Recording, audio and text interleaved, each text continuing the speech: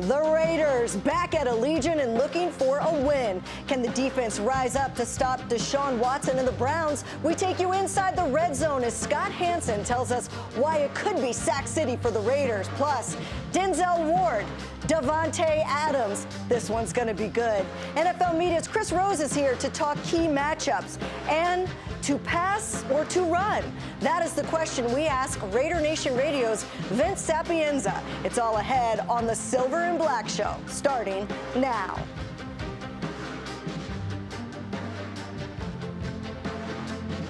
Welcome into the Silver and Black Show. I'm Amber Theoharis. It's week 4, and we don't know who the Raiders are. Are they the underdogs who went into Baltimore and scored 20 points in the second half to beat the Ravens? Or are they the favorites who got smacked around by Andy Dalton and the Panthers at home? The up and down nature of this season means one thing. This team hasn't found its identity. But neither has the 1-2 Browns, who just lost to the Giants. This weekend, the Raiders need to make a business decision, it's been the buzzword, to handle their business and get back to 500 at home. To talk about this matchup, we welcome in Mr. Red Zone himself, my good friend Scott Hansen, joining us. Hey, Hansen, it's good to see you, my friend. Amber, good to be with you here. Good to be with you. Yeah, we got a couple of 1-2 teams trying to figure out who they are here in the first month of the season. Yeah, I like that you wore your Raiders black. We appreciate that. But give me overall, your thoughts on what you're expecting in this matchup. You know, what version of Gardner Minshew do you get? I think there's two things, actually. What version of Gardner Minshew do you get? And two, did the Raiders learn the lesson that they had in front of them in a very painful fashion last Sunday? And that is this. You cannot expect to get anything less than the best from any NFL team. And yet there are a lot of young players on the Raiders roster. And I am convinced that when you go watching video of your opponent last week, the Carolina Panthers, and the Panthers look like one of, if not the worst team in the league, you're sitting there saying, okay, it can't help but get into the human brain. We're gonna put the helmets on, strap them up. We're going out and get this home victory. And they got whopped. Mm-hmm. Andy Dalton was a huge part of that, but the rest of the Panthers they had written off, and it wasn't just like Andy Dalton. It wasn't just Andy Dalton. So the Raiders had a very painful lesson displayed to them. Whether or not they learn that lesson, we'll begin to find out here this weekend, because there's a lot of bad video on the Browns. Mm-hmm. And if the Raiders go through looking at that and saying, oh, this is another team that we think we can handle and it's in our building and it could be another rude awakening. And I know no one at Allegiant Stadium wants to see that back to back. And you know what? We've seen those surprises across the league. That's just the NFL. There's parity, so you can't sleep on anybody. Last time Gardner Minshew saw the Browns in 2023, the Colts, they lost by 1 point. So the Browns have seen Minshew up close. That was a good game. Minshew threw for over 300 yards and 2 touchdowns in that game. But guess what the Colts did that game? They ran, Scott, for 168 yards. So he had a ground game, and then the passing game worked. What is the formula for Minshew to find success against the Browns this time? Well, I think it is like any NFL team, any football team. If you can establish the run, everything opens back up. And Minshew is very good when he gets legitimate play action fakes. The problem is the Raiders have not been able to establish a threatening run game that can put the stress on the defense to creep that extra man up into the box that lets you take shots over the top.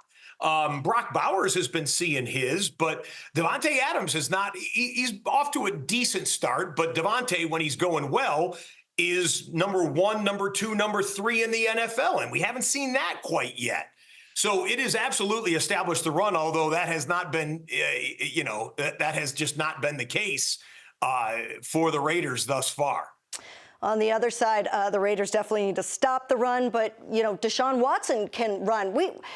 To go along with your theme of what you just said, Deshaun Watson at one time was a top 5 quarterback in this league. I mean, that was many years ago. But what are you expecting for him? Should the Raiders not sleep on him either?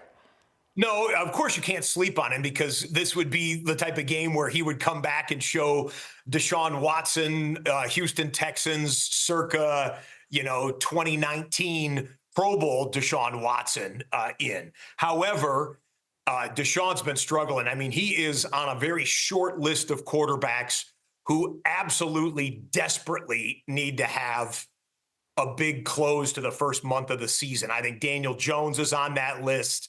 Trevor Lawrence is now on that list.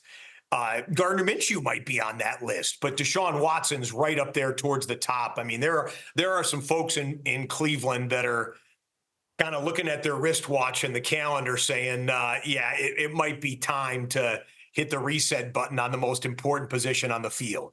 Deshaun can still sting you, though, so don't sleep on him. And you get the Amari Cooper revenge game. Revenge game.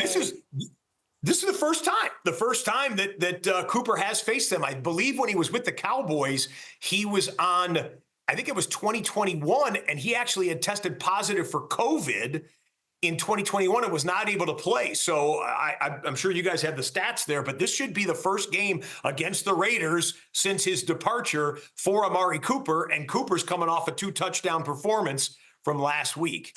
How can the Raiders, though, take advantage of what's going on with the Browns' offensive line? I mean, right now, there's no Wyatt Teller. The tackles, Jedrick Willis and Jack Conklin, they're banged up. The swing tackle even, James Hudson, he's also dealing with an injury. But we all know the Raiders' D-line is banged up as well. Is this an opportunity, though, for that Raiders line to take advantage of that? No, 100%. That's the key to victory right there. If Antonio Pierce and the coaching staff can design up some pressure, that dominated the game. If you watch last week's Browns-Giants game, it was Deshaun Watson was seeing ghosts, running for his life, doing this instead of looking downfield, and that made all the difference in the world. And the Raiders are capable of that. The Raiders, we all know, are 100% capable of that. Whether or not they do it, well, we got to see come Sunday afternoon. But yeah, you put pressure on Deshaun Watson, it's going to lead to turnovers, lead to short fields, lead to scoring opportunities, and that's the recipe for successful football. Yeah, 8 sacks he took against the Giants, as you just mentioned last week. And the Raiders actually blitz at a very high rate. I was kind of surprised to see they have the 5th highest rate in the NFL. We'll see if they'll bring that pressure through the blitz. Going back to what the Browns are doing on offense, they don't have Nick Chubb. What are you seeing from this running backs by committee approach that Stefanski is using? Is it a threat? Not tremendously. Jerome Ford is the guy that they want to be the main guy there, but no, he hasn't flashed. He's had a couple plays out in space a little bit. He's a completely different style of back than Nick Chubb. Of course, Nick Chubb is one of one when he's healthy and going well, and we hope he can get back soon. Just we, as in general football fans, ought to like to see Nick Chubb at his best. But yeah, Jerome Ford and then the rest of the committee there, not tremendously threatening. I mean, this is a setup for the Raiders to get themselves right at home, flush the awful performance that we saw last week, and get some momentum going into October. This is set up for them quite well. Could they also take advantage of Myles Garrett not being 100%? I mean, anytime a defensive player of the year is struggling or maybe not playing, got to jump on that. Yeah. We haven't gotten exact word yet, but Myles Garrett, obviously one of, if not the best player in the NFL, or best defensive player in the NFL, which would also make him right up there with one of the best players in the NFL, struggling with injuries to both of his feet. And the one I'm told is worse than the other one. Went in and had an MRI. Thinks he's probably going to have surgery in the off season, whether or not he can pain manage and load manage the stress that he has on his feet there. That's a big significant factor, because the Browns have to completely shuffle their defense. If they don't have their main dog out there, they've got to be able to come and come up with some exotic pressures and bring an extra man and whatnot, which will allow some shots downfield, whether it's to Devontae Adams or to Brock Bowers, who's looking like he could finish the season as tight end 1 in fantasy this year. Yeah, that's a compliment to Brock Bowers, but as we know, we play each other, by the way, full disclosure, in fantasy. The tight end position is abysmal right now in fantasy. It is. That's another show. That is one of the most confounding things in fantasy so far this year. Yeah. But hey, good for Brock. We have seen recent trends. Sorry, say it again. He's giving people hope. Brock Bowers is giving us hope. 100%. Hey, you use high draft capital on a guy like this. You want to see him produce, and seeing him produce this early is a little bit rare, although we saw Sam Laporta from the Lions having a unique and record-breaking rookie tight end season. But you look at Bauer's numbers, they're starting to be in line, whether it's targets and catches, and he's churning out some yards. Like to see him in the end zone a little bit more. But Bauer's nice player. They really have tapped into something there. And then pair that with Travis Kelce not being Travis Kelce, Mark Andrews not being Mark Andrews, go down the list of would-be elite tight ends. And Bowers is showing out at his position quite well. By the way, Raider Nation, guess who has Brock Bowers on her fantasy team, who had faith early in me and Scott Hansen's league? It's Amber over here. Had early faith in him. All right, give me a bold prediction. Give me bold prediction. Something we're going to see in this game. I think the Raiders get right, and I actually think that they're going to be able to turn up I'm not going to say 8 sacks like the Browns gave up last week, but I think you could be looking at 5 sacks in this game. I actually believe that there will be some pressure applied to Deshaun Watson. You'll get him running, moving in the pocket maybe a little bit too much. Get him on the ground, get the crowd into the game, get Gardner Minshew some short, manageable fields, and a few scores could win this game. I do not expect a shootout whatsoever. Scott, man, it's so good to talk football with you again. It's been a long time. But, hey, we always watch you on NFL Red Zone, and thank goodness for Red Zone, because I fly back from Vegas every Sunday, and I've got it on my phone, and I see my good friend, and you keep me posted on everything. So thanks for spending some time with us. Always good to be with you, Amber. Have a great rest of the season. All right, well, he's an Ohio native with a national perspective. NFL Media's Chris Rose is up next on the Silver and Black Show. Every year, millions fly with us at Allegiant because together, we go places. We see old friends and try new things. We laugh. We really like to laugh. And reconnect. We remember. And we wander, which leads to wonder.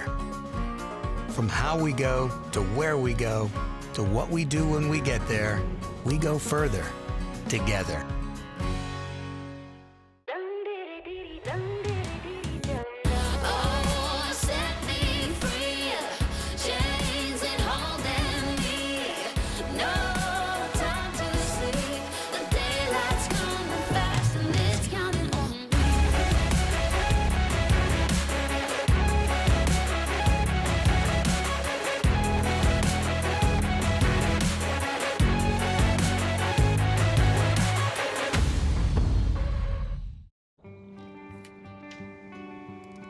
In 300 feet, turn left. With Cox's fiber-powered internet, you can do brilliant things. Exit approaching. Like upload your voice to Dad's GPS in no time flat. And I miss you, Daddy. Happy birthday. Get multi-gig download speeds powered by fiber. Upgrade your internet today with Cox, the nation's fastest internet provider. Limited availability in select areas. Some days are long, some nights never end. I'm on the fleeting seconds flight. I pray to the coming wind.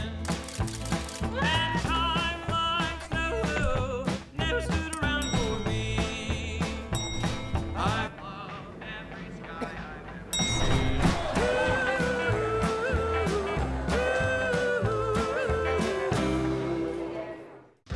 The Silver and Black Show is brought to you by Cox, proud partner of the Las Vegas Raiders.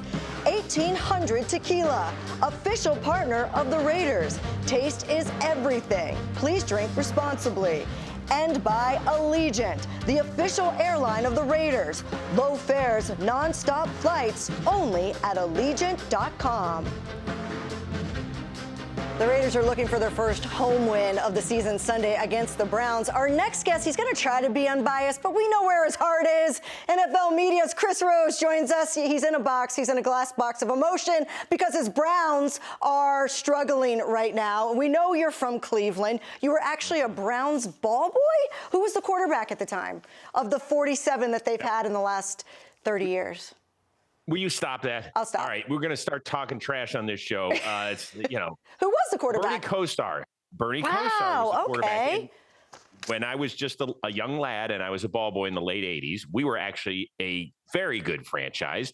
We won the division 5 times. Now, back then, it was the AFC Central. That's how old it is. We've never won the AFC North, but the AFC Central, and we made the AFC Championship 3 times in 4 years and lost to John Elway, who ripped my heart out. But I don't have to bring that up to Raiders Nation. Memories. I know you're on a Raiders show here, so let's talk about this Cleveland defense, by the way, was one of the best in the league last year, but through 3 weeks of the season, numerically, they're number 12. You could look at plays and see that they've been struggling at times, but what will you be looking for early against Gardner Minshew and the Raiders offense? Number one, the health of Myles Garrett. He's really struggling. Feet, thigh, just about everything. But he said, listen, that's what the bye week's for. That's when I'm going to go rest. So he's going to keep playing. I think he loves probably being on the same field as Max Crosby.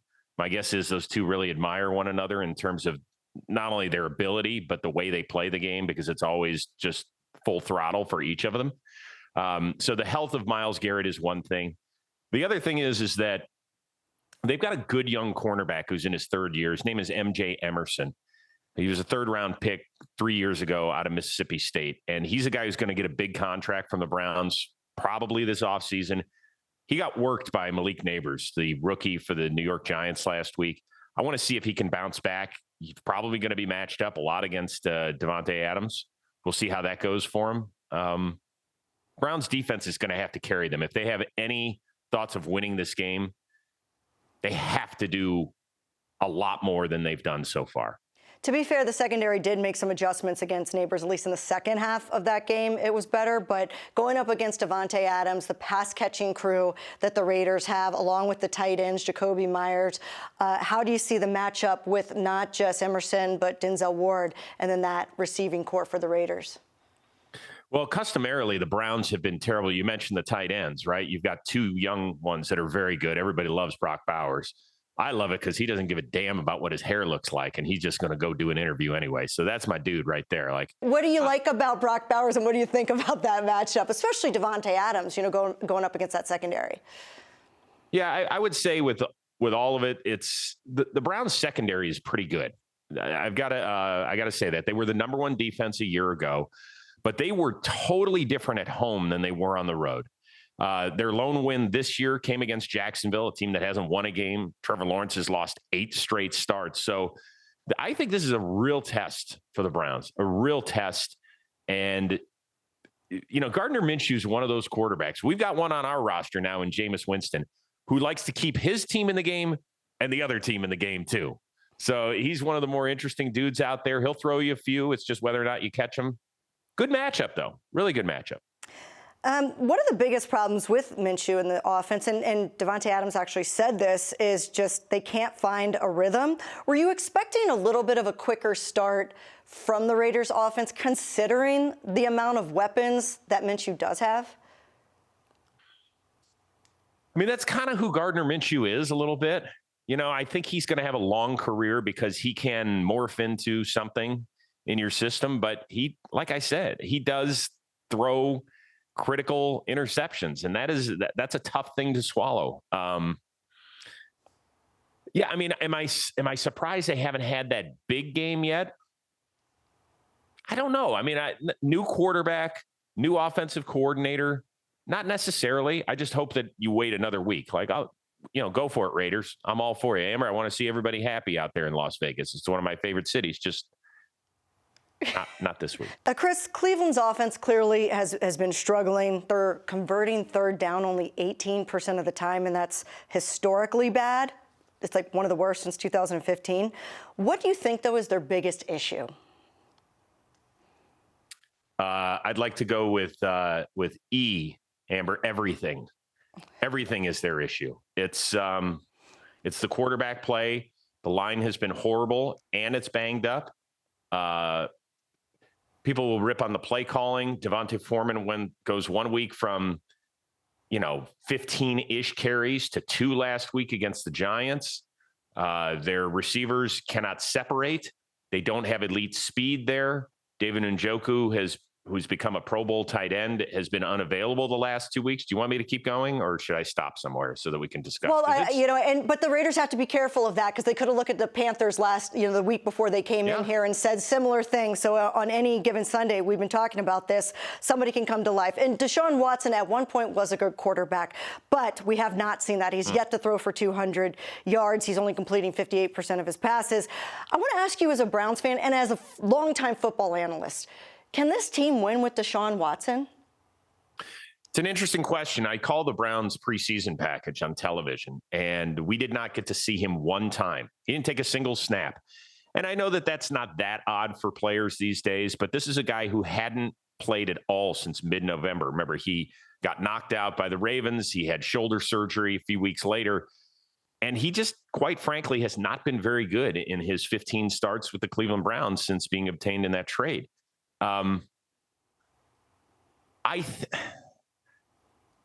It's a tough question because I think they can win with him. They are trying to tailor this offense to his best skill set. And I'm not so sure that's what's best for the Browns. Like last year, play action, Joe Flacco throwing the ball deep, that worked. It made them a very dangerous team. And we just haven't seen that enough out of Deshaun Watson, who I would say in his 15 starts has played what I would call 2 very good to elite games. And I think it's a confidence issue with him. I think he's not seeing the field extremely well. That's kind of where we sit with it right now. Well, the Raiders defense and Raiders fans are hoping that continues, and also looking at a $230 million contract, 3 first-round draft picks. That might go down as one of the worst deals in NFL history if this continues, but we're focused on Sunday. Much like the Browns, the Raiders defense was expected to be this team's strength, but with some injuries, even Coach Pierce said somebody's got to step up other than number 98. Who can you see that being on this Raiders defense?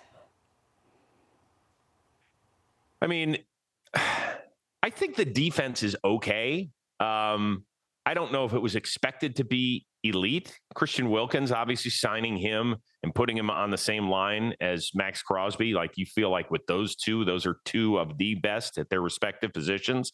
And that's where that push is going to come from. So, I mean, that's what scares me this week as a Browns fan, is that pass rush could get off and, could cover up some ills that they have in the secondary. I saw that Epps went down for the year.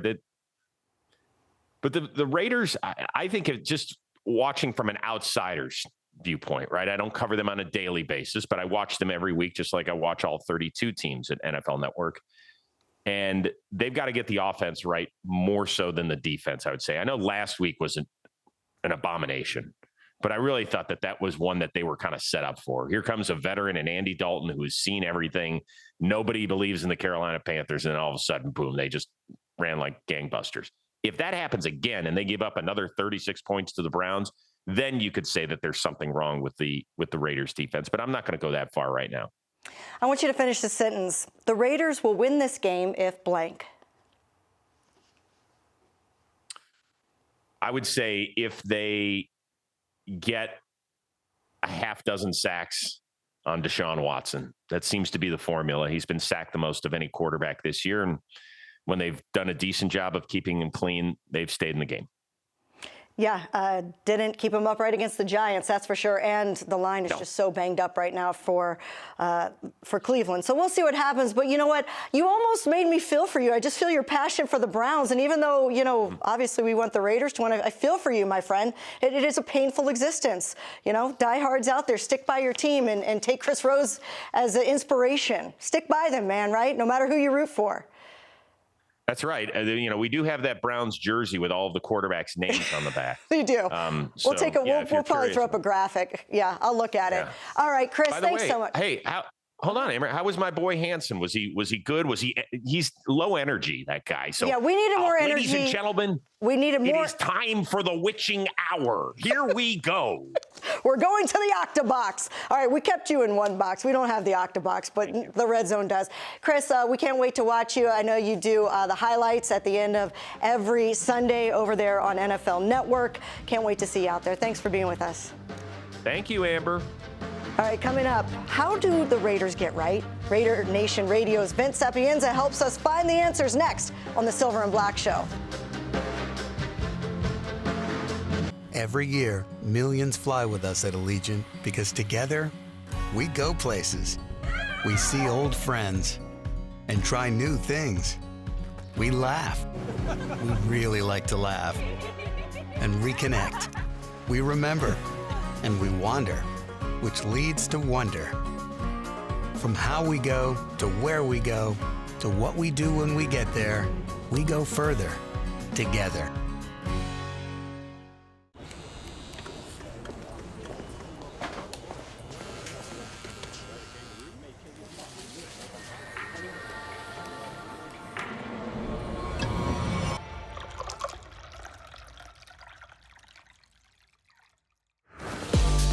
Taste is not an option. Taste is everything.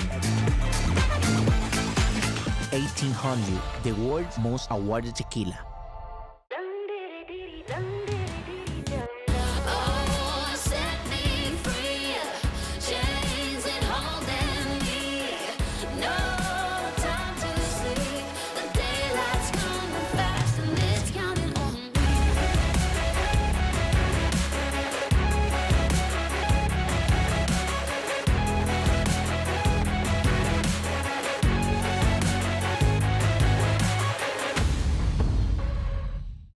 Some days are long, some nights never end. I mark the fleeting seconds flight, I pray to the coming wind. And time like snow never stood around for me. I love every sky I've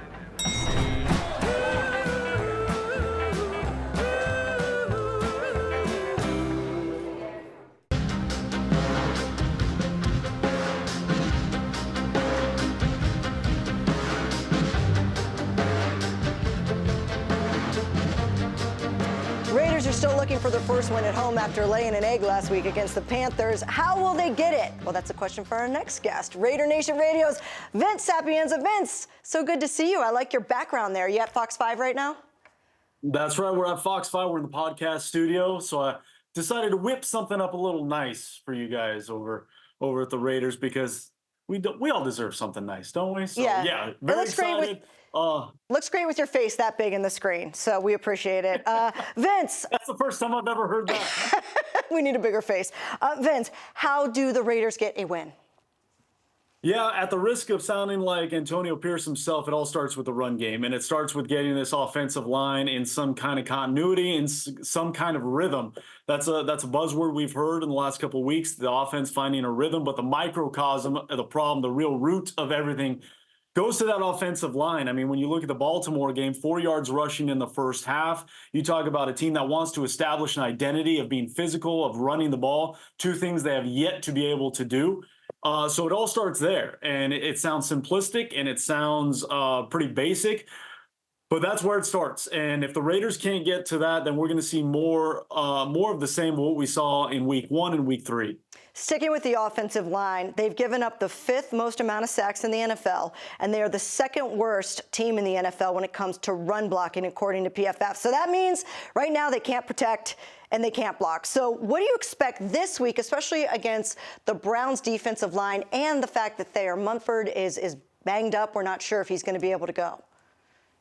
Yeah, well, so I'll start with the right tackle with Thayer Munford. You know, the good news there, I guess the silver lining, if you want to talk about it, is DJ Glaze came in as a rookie in his NFL debut and did not look out of place. Luke Getsy has talked about it. Antonio Pierce has talked about how he seemed to fit right in, and the moment didn't seem too big for him in spot duty in a game that he was not prepared to play in.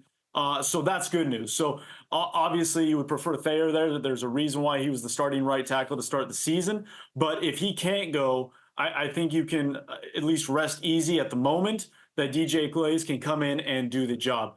But in terms of where this offensive line is as a whole, You can tell by my stature, I am not an offensive lineman. I have never been an offensive lineman, and I do not claim to be an expert on the O-line, but I have spoken to a former, current offensive lineman in the National Football League to know you can't microwave an offensive line. Meaning you can't just get instant ramen offensive line. It takes time to marinate. You got to put it in the crock pot, let it stew a little bit, let it marinate, and that takes time.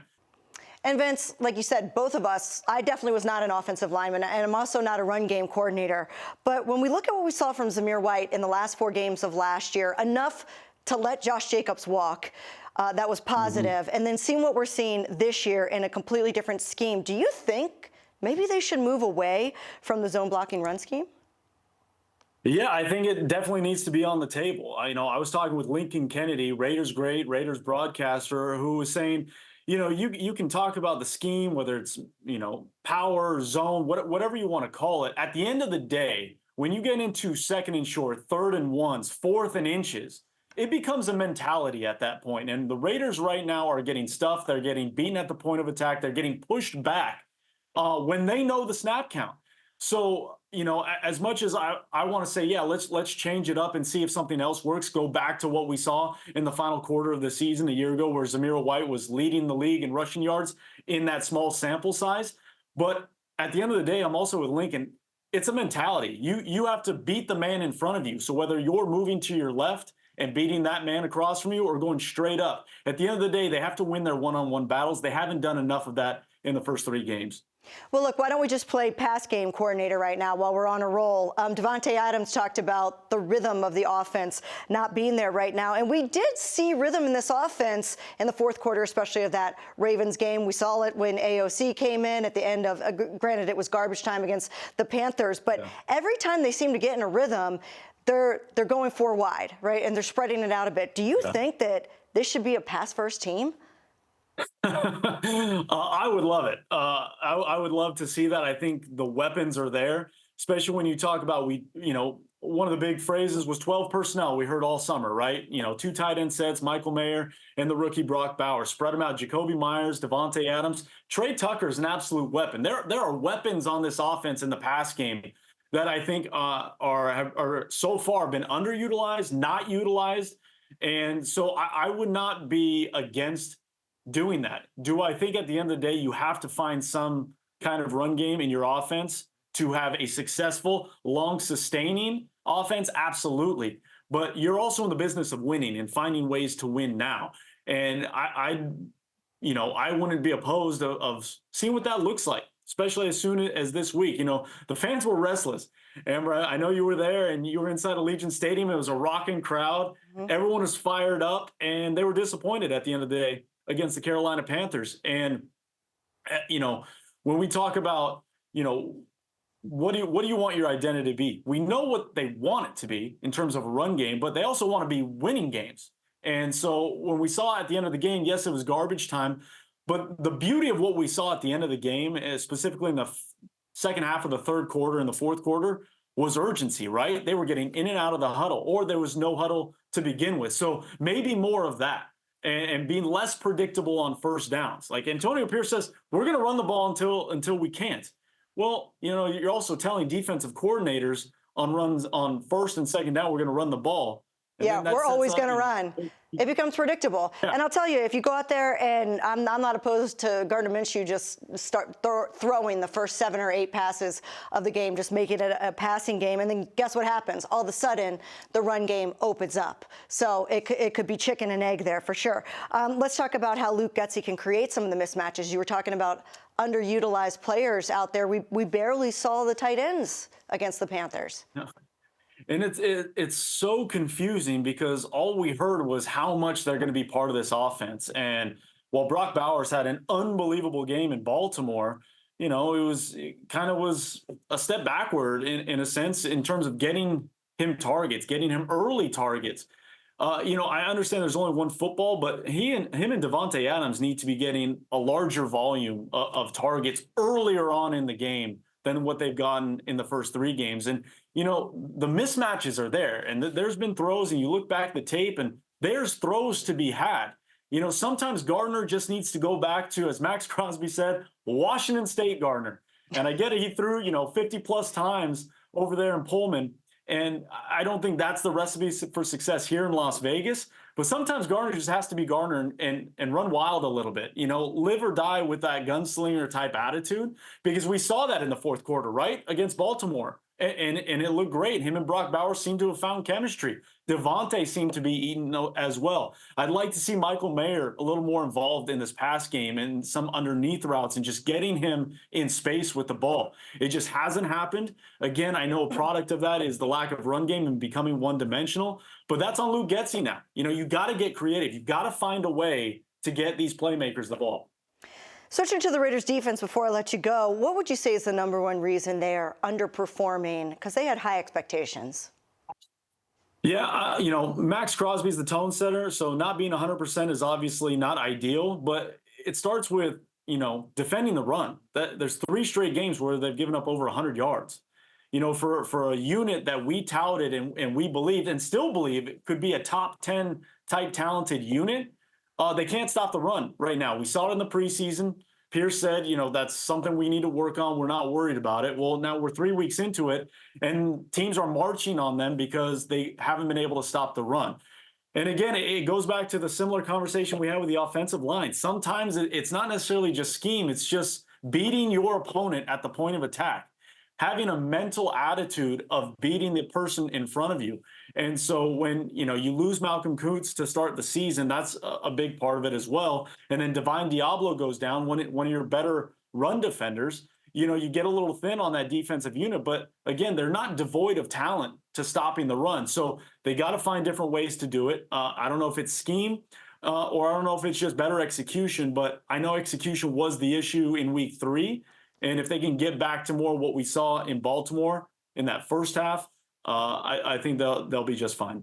How about this? Take the ball away. How about we start with that on defense? They're -4 in turnover differential, which is towards the bottom of the league. So that's a good place to start as well, right after stopping the run. Hey, thanks for being with us, Vince. I want to ask you about Raider Nation Radio Morning Tailgate.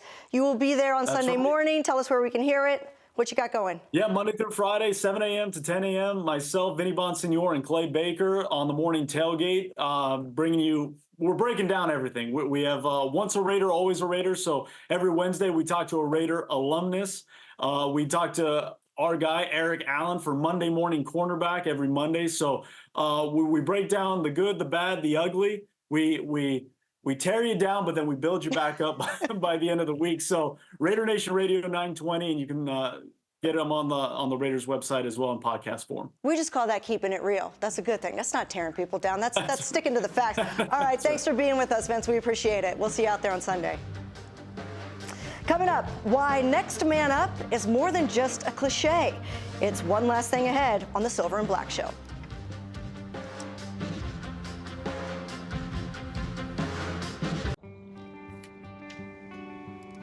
In 300 feet, turn left. With Cox's fiber-powered internet, you can do brilliant things. Exit approaching. Like upload your voice to Dad's GPS in no time flat. And I miss you, Daddy. Happy birthday. Get multi-gig download speeds powered by fiber. Upgrade your internet today with Cox, the nation's fastest internet provider. Limited availability in select areas.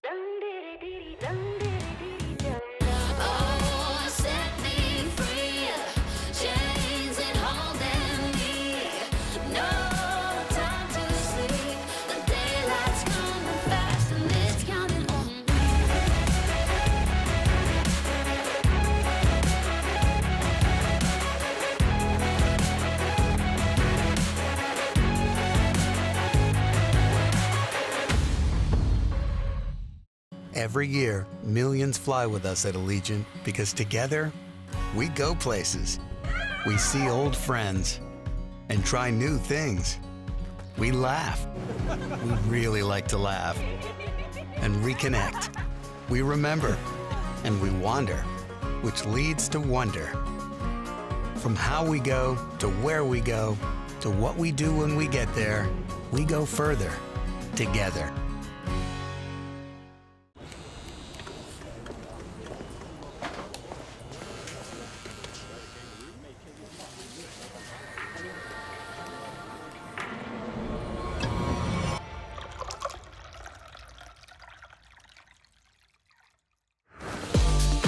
Taste is not an option.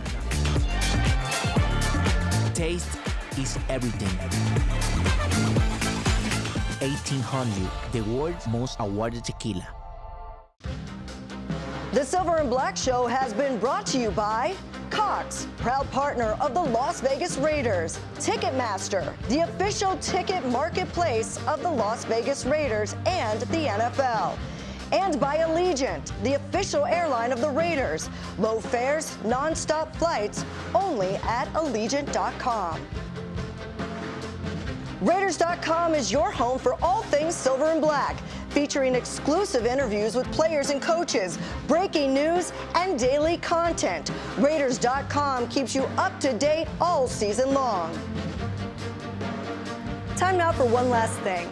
Teams that win consistently in the NFL, they don't necessarily have the best players, they are the best teams. Contenders are always the sum of their parts, undefined by one single player. Look at the Packers. Right now, they're 2-0 without Jordan Love, their quarterback. Backups will always be asked to step up. And if the Raiders are going to get back in the win column, a banged-up Max Crosby cannot be the only game changer on defense. Our effort, our energy, our passion did not show up yesterday. And that just can't always be 98. I mean, we obviously, you know what 98's dealing with. You see it. He gave it all he had yesterday, and we got to protect the player. But more importantly, there's 10 other guys on the field. They got to play to a high level. 10 other guys. The Raiders were predicted to have a top defense, but right now they are the third worst defense in the NFL. And look at this. According to PFF, 39 is the number of missed tackles by Raiders defenders. That's basic fundamentals. Only the Tampa Bay Buccaneers are worse. So with plenty of talent not wearing 98, who's it going to be? You know, injuries are a part of the game. Things happen. Really just other guys have to improve and step up when, you know, when there's bang-ups, when there's injuries and things like that. There's no excuses to be made. You know, if you're dressing in uniform, you got a job to do. It doesn't matter who's out there ultimately. You know, you got to do your job, and, you know, if you're out there, you got to go and perform at a high level. There's a 100% injury rate in the NFL. Losing star players is guaranteed throughout the season. Finding ways to win regardless of who goes down is mandatory. This Sunday, the Raiders have a chance to beat a struggling Browns team who's also banged up. But the question is, who will be the unusual suspects that emerge to get a team win? That'll do it for us. It's Browns-Raiders 125 kickoff from Allegiant Stadium. We'll see you out there. Have a great weekend, everyone.